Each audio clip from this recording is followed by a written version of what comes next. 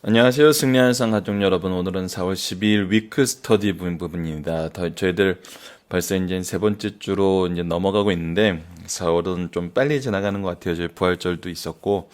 자, 그러면 저희들 지속적으로 한번 말씀을 보도록 하겠습니다. 저희들 위크 스터디에는 아시다시피 이제 사진을 하나씩 좀 소개하는 시간이 있죠. 오늘은 그냥 평범한 사진입니다. 그런데 의미하는 바는 큰 것이죠. 유대인들에게는. 우리들에게도 약간, 그 구약적인 의미는 잘 우리가 이해를 해야 될 것 같아요.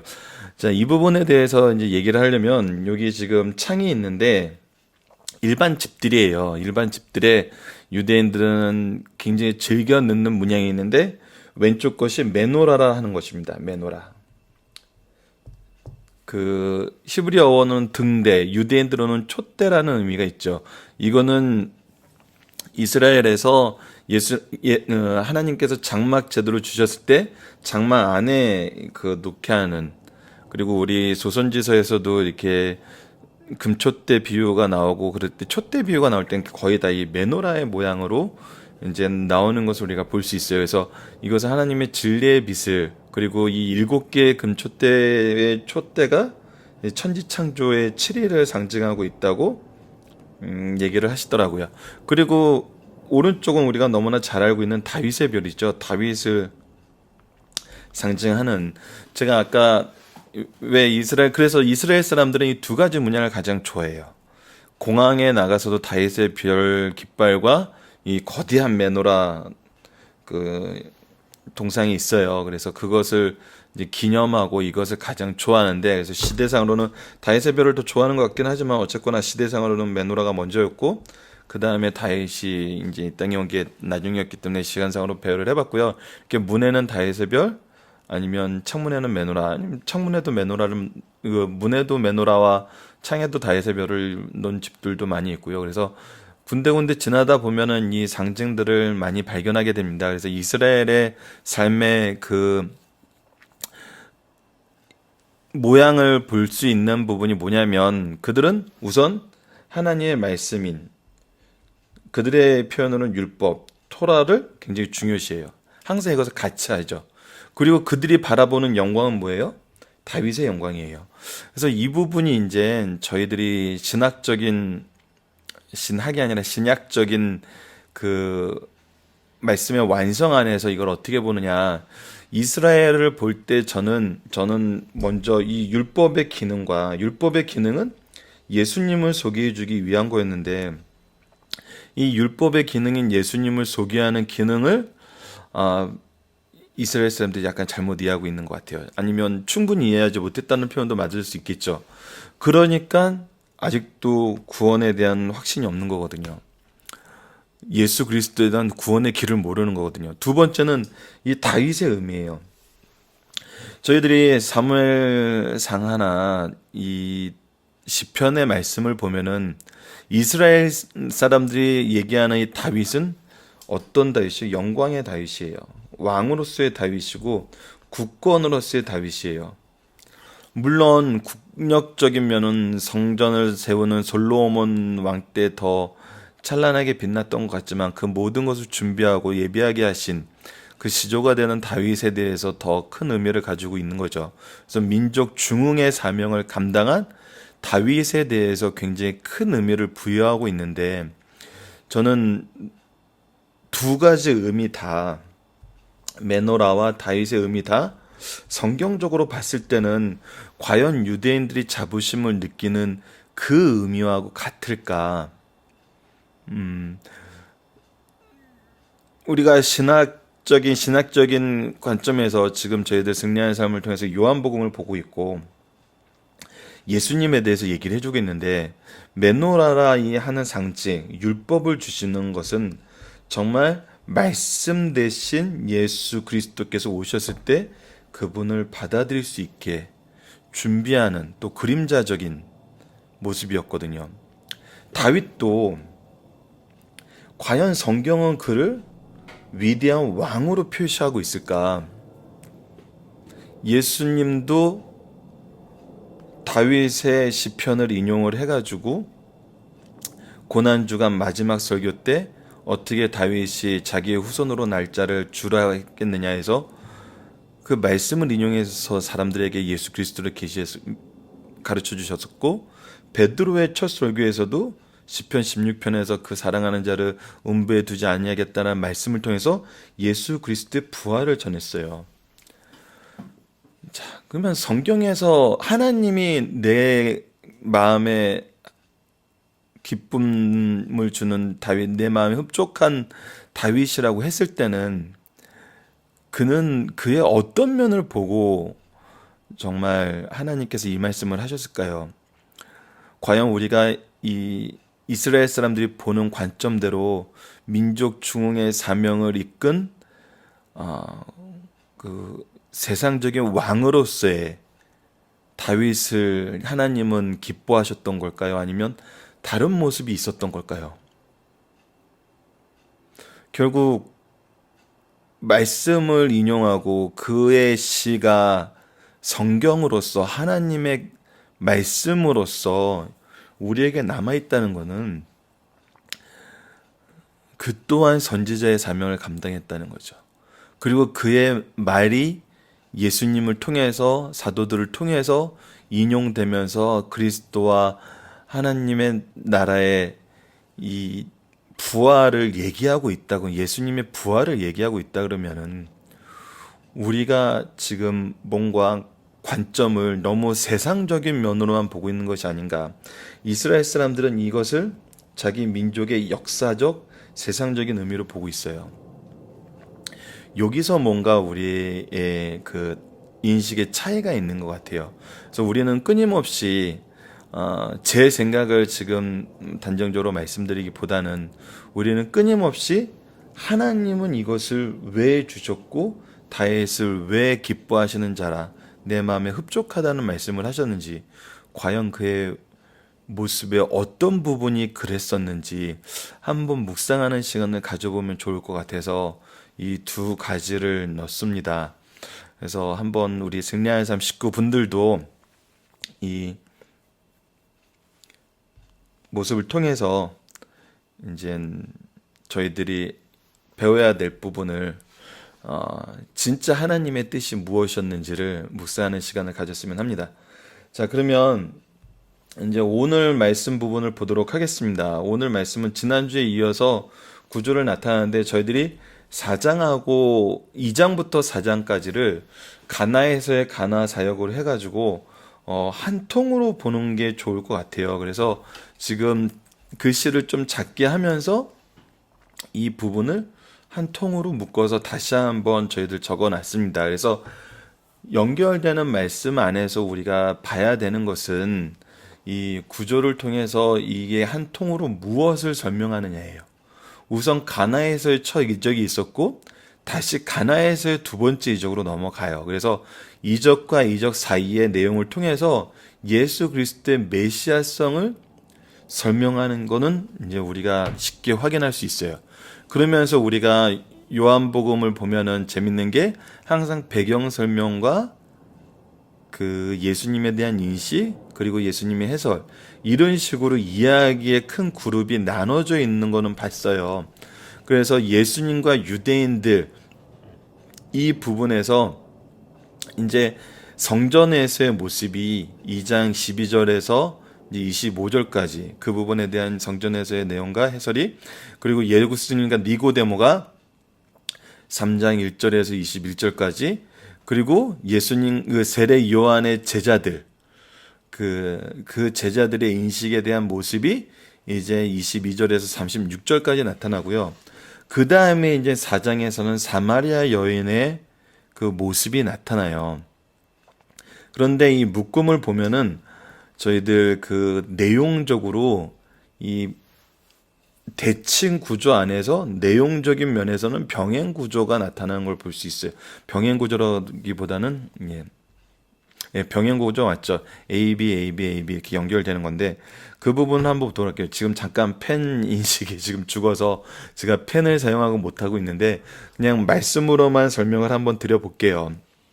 우선 그래서 이제 중요한 부분은 예수 그리스도에 대한 그 하나님의 아들의 증거를 하는 3장 31절로 36절 말씀, 이 부분이 이제 핵심이 되고 있고, 우리가 지난주에 너무 감격스럽게 살펴보았던 요한복음 3장 16절, 이 예수 그리스도에 대한 선언도 정말 예수 그리스도에 대해 우리가 믿어야 될 부분이 무엇인지 설명하는 것으로 저희들이 확인을 했어요. 근데 이제 간단하게 제가 말로 설명을 드린다면, 성전을 깨끗하게 했을 때 유대인들의 인식은 뭐였죠? 네가 무언데 우리에게 이같이 행하느냐였어요. 그래서 그들이 예수 그리스도에 대해서 얘기를 했을 때 그들은 여전히 네가 뭔데 이런 일을 해? 아니면은 예수님의 설명을 듣고 예수님이 교회의 주인 되시고 부활하신 예수님임을 얘기하셨는데도 그 예수님을 받아들이는 것이 아니라 자기들이 원하는 예수님으로 생각해서 예수님이 그들을 의지하지 않았다고 얘기를 하고 있어요. 그리고 난 다음에 니고데모가 찾아왔는데 니고데모는 예수님에게 뭐라고 얘기하냐면 선생님이라고 얘기를 해요. 그래서 하나님이 주시지 않았으면 이런 일을 하실 수 없다고 하늘에서 난 것임을 인정을 해요. 하지만 그가 가지고 있던 율법적인 내용 안에서, 율법적인 틀 안에서 거듭남에 대한 이해를 못하고 거듭남에 대한 깨달음을 충분히 이해하지 못해요. 예수님에 대해서, 예수님을 통해서 물과 성령으로 새롭게 하시는 이는 예수 그리스도의 이름밖에 없다는 것을 얘기해주고 있지만 그것을 깨닫지 못해요. 세 번째는 세례 요한의 제자들의 인식을 보면은 예수님이 선지자임을 알아요. 그래서 우리 선생님이 선지자였듯이 예수님도 선지자인 걸 아는데 무엇을 원해요? 기득권을 원해요.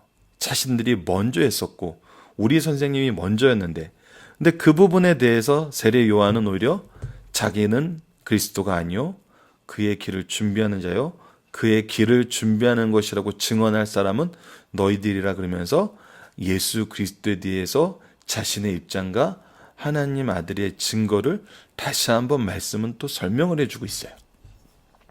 그리고 나서 이제 A, B, C, D, E 이 병행 구조로 이야기가 끝나요. 유대인과 예수님과의 관계에서 이 세 가지 내용이 나오죠. 근데 재밌는 거는 사마리아 여인의 대화 속에서도 이 인식이 계속 나와요. 사마리아 여인이 이번 주 우리가 말씀을 보았지만 처음에 어떻게 얘기를 하죠? 유대인의 남자로서 어떻게 나에게 물 달라 그러냐요. 그게 무슨 얘기예요? 유대인이, 네가 유대인 주제에 유대인으로서, 그러니까 결국 성전에서 예수님이 말씀하셨던 것과 비슷한 인식이에요. 네가 뭔데? 하지만 이 물 달라는 얘가 누군지 알면 네가 이 다시는 목마르지 않게 될 것이라는 예수님의 이 생명의 물에 관한 설명 듣고 나니까 그 다음 호칭이 뭘로 바뀌어요? 선생님으로 바뀌어요. 이 11절에 여자가 이르되 주여, 이거는 영어에서는 여기서는 주님 이 뜻이 아니라 선생님, 써라는 표현이에요. 그래서 선생님으로 바뀌어요. 니고데모의 인식하고 동일하게 연결이 되죠. 그리고 나서 이 목마르지 아니하는 물에 대해서 예수님이 다시 설명을 하자 어떻게 돼요? 이번에는 선지자라 그래요. 그러면서 자기 남편에 대한 얘기를 할 때 그 얘기를 보고 이분은 선지자로구나 인식을 해요. 이 선지자에 대한 인식은 어느 부분하고 똑같죠? 세례 요한의 제자들의 인식하고 같아요. 근데 재밌는 거는 세례 요한의 제자들의 인식에서도 더 이상 추가적인 설명이 없어요. 그 이후의 설명이 없어요. 그러니까 이 유대인들과의 만남에서는 성전을 깨끗한 그 사건 이후에도 하나님 예수님과 어떻다는 얘기가, 어떤 관계가 더 발전됐다는 얘기가 안 나오고, 니고데모에 관해서도 그 이후에 어떻게 더 이제 발전됐다는 얘기가 안 나와요. 그리고 나서 세례 요한의 제자들도 말씀은 선언되지만 그 이후에 어떻게 관계가 전환됐다고는 얘기가 안 나와요. 하지만 사마리아 여인과의 대화에서는 사마리아 여인이 이제 예배 문제에 대해서 물어봐요. 선지자라고 고백한 다음에. 그때 예수님께서 성전에서 예배드리는 게 옳지만 앞으로는 어느 곳에서든 예배를 드릴 수 있다는 얘기를 하세요. 그거는 어떤 것과 연관되죠?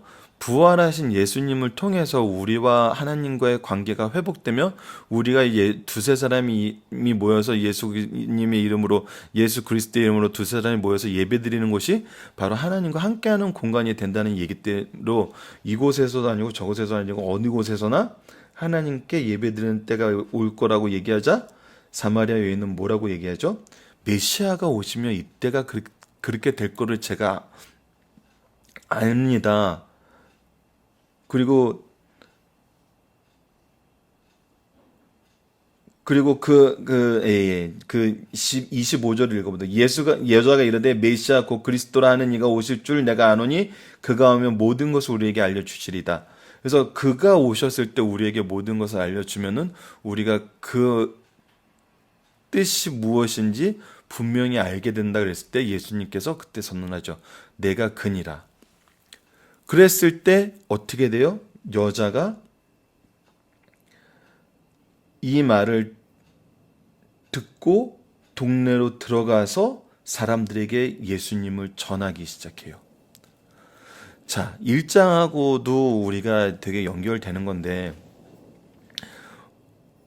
이것을 통해서 우리가 무엇을 알 수 있냐면 1장에서 나타났던 거는 우리가 증거하는 것이 무엇이냐예요. 증거에 대한 내용, 예수 그리스도에 대한 내용, 이 증언을 먼저 실천했던 사람을 통해서 우리가 배우게 되는 교훈, 세례 요한이죠. 그리고 나서 이 증거를 받았을 때 나타났던 유대인들의 반응과 그 증거를 받아들이지 못했던 상황을 설명하고 사도들이 이제 세워지면서 제자들이 선택되면서 그 제자들이 어떻게 예수님과 동행하게 되는지, 세례 요한의 제자들이 가는 거는 저희들이 샌딩이라고 얘기했고, 안드레가 시몬을 와서 보라 하면서 초대했던 거는 저희들이 인바이트라고 얘기했고, 빌립이 있는 것을 보시고 예수님이 부르는 것은 콜링이라 그랬어요. 우리가 그래서 선교하는 방법은 바로 샌딩과 인바이트와 콜링이 있어야 된다는 것을 얘기를 했었고, 두 번째 2장에서 4장까지는 저희들이 다음 주에 이제 리더 모임에서는 한번 정리된 것을 제가 얘기해 드리는데, 제가 정리한 걸 얘기해 드리는 것보다 여러분들이 이번 주에 이 가나에서의 첫 이적은 도대체 예수님께서 무엇을 얘기해 주시기 위해서 이렇게 요한을 통해서 2장과 4장의 내용을 서술하셨을까? 이 내용은 도대체 우리에게 무엇을 가르쳐 주는 걸까를 한번 묵상하는 시간을 가졌으면 해요. 그래서 이 대칭구조 안에서 각각의 내용이 연결되고 그 연결된 내용을 통해서 우리에게 전달해 주고자 하는 핵심 메시지는 하나님의 아들이라는, 예수님께서 하나님의 아들이라는 증거가 분명해요. 이거는 의심할 여지가 없어요. 하지만 이 전체 구조는 이 사실을 통해서 우리에게 중요한 어떤 것을 주는데, 이것을 제가 그 선입관을 주지 않기 위해서 말씀을 안 드리는데, 반복되는 내용이 있어요. 그 안에 그 중요한 내용이 있거든요. 예수 그리스도에 대한 믿음과 교회와 그 안에서 선포되는 말씀. 여기까지만 한번 제가 한번 제시를 해보고, 이 부분을 저희들 이번 주말에 있는 리더 모임에서 한번 함께 나눠보도록 하겠습니다. 굉장히 신학적이에요. 1장에서는 우리가 이미 공부했으니까 성교학적인 측면이 있어요. 전하고 제자가 되는 거거든요. 말씀을 배우고 가르치고 제자가 돼서 동행하는 거예요. 그렇다면 2장에서 4장이 가나의 모습에서는, 가나에서의 사역은 무엇을 얘기해 줄까? 신학적인 내용으로. 신학적인 내용이지만 우리 교회에서 굉장히 많이 적용이 될 수 있는 부분이죠. 그래서 이 부분을 우리 승리하는 상 가족 여러분들이 한번 같이 묵상했으면 합니다. 자, 그래서 이 그림을 이제 다음 주로 넘어가고, 위크 스터디 이제 이번 주 4장인데 월, 화, 수, 목, 금의 상고할 말씀은 그가 생수를 내게 주었으리라. 영과 진리로 예배할지니라. 영적 추수의 즐거움을 누리는 교회와 성도가 되자. 사마리아 수가성에 많은 사람들이 예수를 믿게 되었다.